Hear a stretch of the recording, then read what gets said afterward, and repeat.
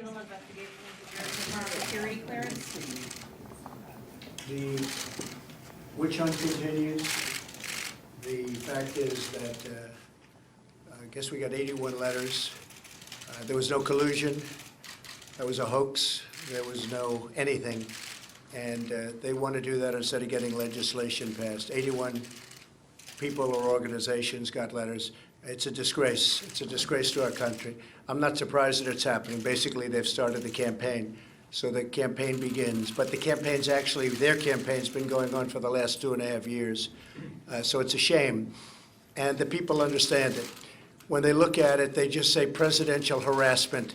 But that's okay. No administration has accomplished, probably you could say this with absolute surety, in the first 2 years, anywhere near what we've accomplished, whether it's the tax cuts, whether it's regulation cuts, whether it's the Veterans Administration, what we've done with the Veterans Administration, with choice and so many other things that nobody thought would be possible to get passed.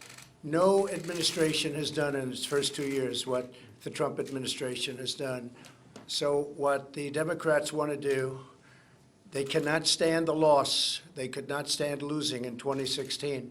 I see it all the time. I see people getting on. I saw a certain person get up yesterday, the anger, and they just haven't gotten used to the fact that we won a lot of states that haven't been won by Republicans in a long time. But essentially what they're saying is the campaign begins, instead of doing infrastructure, instead of doing health care, instead of doing so many things that they should be doing, they want to play games. President Obama, from what they tell me, was under a similar kind of a thing, didn't give one letter. They didn't do anything. They didn't give one letter of the request. Many requests were made. They didn't give a letter. It's too bad, because I'd rather see them do legislation. We negotiate out legislation where so many things, actually things that we agree on, like infrastructure, but they want to focus on nonsense.